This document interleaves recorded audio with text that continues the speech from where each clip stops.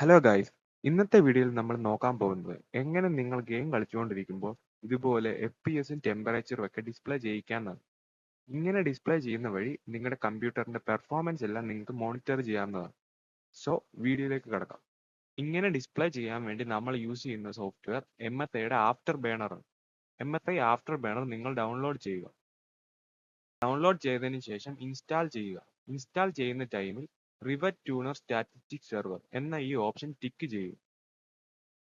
Install ചെയ്ത് കഴിയുമ്പോൾ ഇതുപോലൊരു ഇന്റർഫേസ് ആയിരിക്കും ഓപ്പൺ ആയി വരുന്നത്.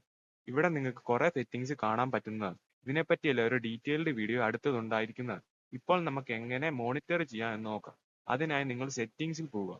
സെറ്റിംഗ്സിൽ മോണിറ്ററിംഗ് ടാബിൽ പോവുക.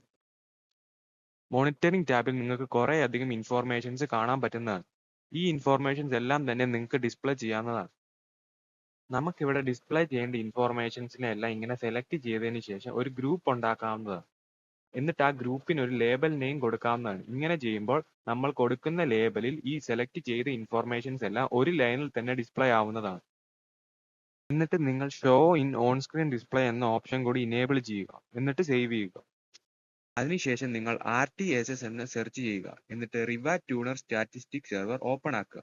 അതിനുശേഷം ടാസ്ക് ബാറിൽ നിന്ന് അത് ലോഞ്ച് ചെയ്ത് ഷോ ഓൺ സ്ക്രീൻ ഡിസ്പ്ലേ എന്ന ഓപ്ഷൻ കൂടി ഇനേബിൾ ചെയ്യുക. അതിനുശേഷം ഗെയിം ഓൺ ആക്കുമ്പോൾ നമ്മൾ ഇപ്പോൾ ഇനേബിൾ ചെയ്ത GPUവിന്റെ ഇൻഫോർമേഷൻസ് എല്ലാം ഇവിടെ ഡിസ്പ്ലേ ആവുന്നതാണ്.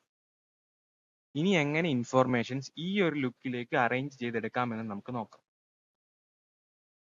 ഇപ്പോൾ ഞാൻ ചെയ്യുന്ന സ്റ്റെപ്സ് ഫോളോ ചെയ്യുകയാണെങ്കിൽ നിങ്ങൾക്കും ഇതുപോലെ അറേഞ്ച് ചെയ്തെടുക്കാവുന്നതാണ്.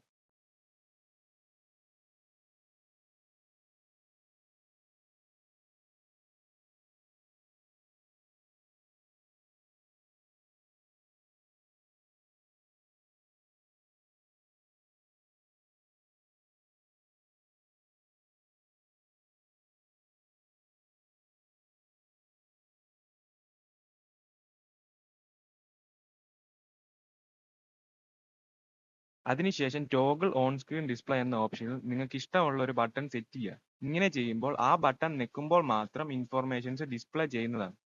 ഇതും വളരെ യൂസ്ഫുൾ ആയുള്ള ഒരു ട്രിക്കാണ്. ഇങ്ങനെ നിങ്ങൾക്ക് ഏത് ഗെയിമിലും ഈസിയായി പെർഫോമൻസ് മോണിറ്റർ ചെയ്യാവുന്നതാണ്. വീഡിയോ ഇഷ്ടപ്പെട്ടെങ്കിൽ ലൈക്ക് ചെയ്യുക. ഇതുപോലുള്ള കൂടുതൽ ട്രിക്സിനായി ഈ ചാനൽ സബ്സ്ക്രൈബ് ചെയ്യുക.